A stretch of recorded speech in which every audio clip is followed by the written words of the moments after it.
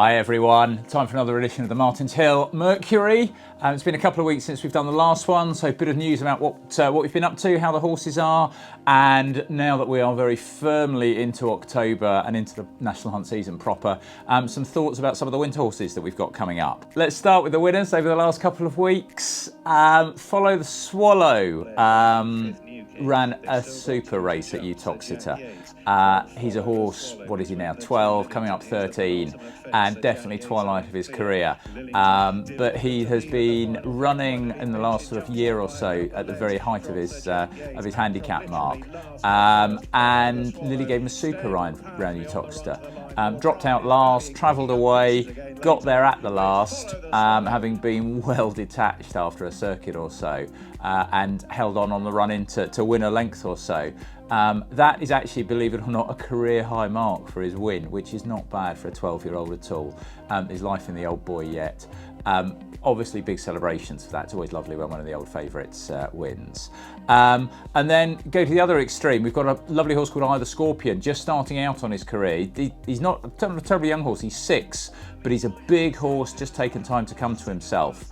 And he won at Huntingdon, first time out in a handicap.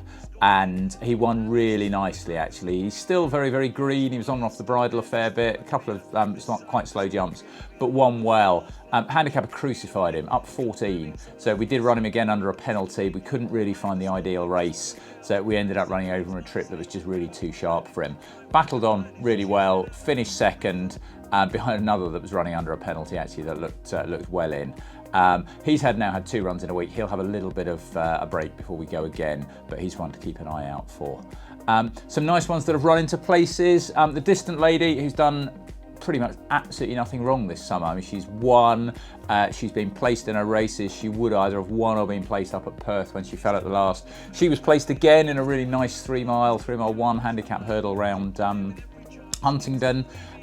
She will next aim for a mares only staying handicap hurdle around Newton Abbot at the end of the month, and I'd like to think she'll go well there. A couple of good runners at Warwick as well. Callum Gilhooly, another one, he's not been out the frame this year, finished 3rd, first time in a handicap, and it was a big competitive handicap, big field. His inexperience showed a little bit. He was still only having it was his 5th run over hurdles, and a couple of slightly slow jumps when he was perhaps crowded a little bit, but ran really well to run into the money again. And a really nice young bumper horse called Marble Sands, who in a race that I mean, to say that it wasn't run for suit is an understatement. It was a crawl for 1.5 miles followed by a sprint, and he found himself at the back of the field turning into the home straight, caught flat-footed, stayed on to only be beaten 3 lengths by the winner. He's a horse that we think an awful lot of, and I'd be surprised if he doesn't win his bumper next time out if we find the right race. So looking forward to what we've got. We've got a few of the summer horses that are still going strong, and all the time the ground's there, they'll still keep running. Sammy Lou goes back to his beloved Newton Abbot. It is not a choice that we've been there every single run this year. It's just that they've been putting on the right races for him and offering the right ground. So hopefully he can keep his good summer going down there. Follow the Swallow is in at Wincanton later in the week.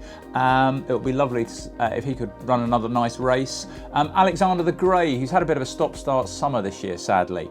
He's in at Huntingdon and he's in at Hereford, and I'd like to think he still seems in good order, and as long as we can find his ground and just get him into a rhythm, I'd like to think that there's still a little race in him. Homing Star, who really stepped up to finish 2nd last time out, trying to find a race for her. Handicap has put her up a fair bit, which actually I think will make it slightly easier to find races for her. But now that she's enjoying herself and we seem to have got the hang of her over hurdles, hopefully there's a race in her. And then High Wells, he's been running really well on the flat over the summer. I think we might have just left his ground behind now for the flat turf. We've always got the all-weather as an option with him, but I would love to find a hurdle race for him. I think we drop him back in trip from the sort of 2.5 we tried him over to closer to 2 miles, and I'd be disappointed if he doesn't go well. Ratface McDougall was a really good staying on finisher last time. He runs this week. We'll drop him back in trip a little bit, ride him a little bit handier. I'd like to think he'll go well. A little horse called New Zealander, who we've been waiting to run. He's the Racing Club horse, and thank you for so many of you that have been in touch and have joined that. We have got, I think it's either 4 or possibly 3 slots left. And so if anyone would like to join, please do get in touch. He's going to be loads of fun. He would have gone to Stratford last week. That was obviously abandoned. The plan will be he'll get entries at Wetherby and Uttoxeter, and the plan will be to run him at one of those in a juvenile hurdle, and hopefully will run really nicely. A couple of the chasers that are coming out. Dublin 4 had a very successful season hurdling last year. He'll go chasing. Plan is go in a novice handicap with him first time out at Huntingdon, and I would hope that he will run quite well. He'll be stepping up in trip as the season goes on, but 2.5 is the right place to start with him. Telson Barley, well, we know he loves the trip.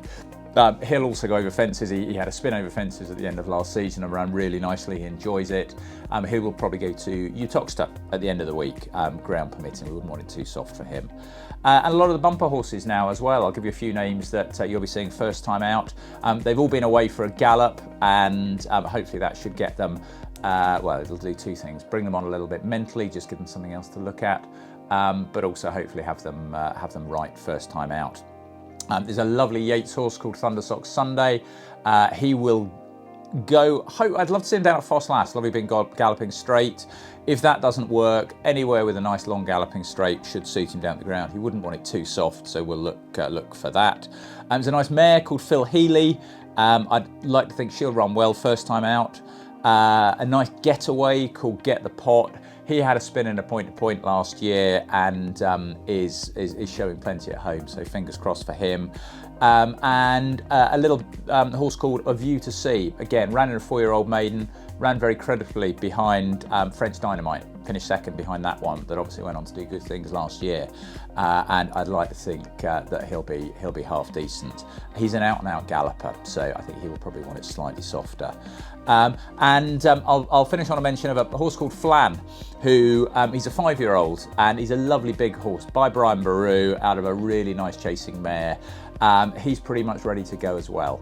And while I think he's one to look out for more over hurdles, it's going to be very, very exciting to see him out in the bumper in the next few weeks.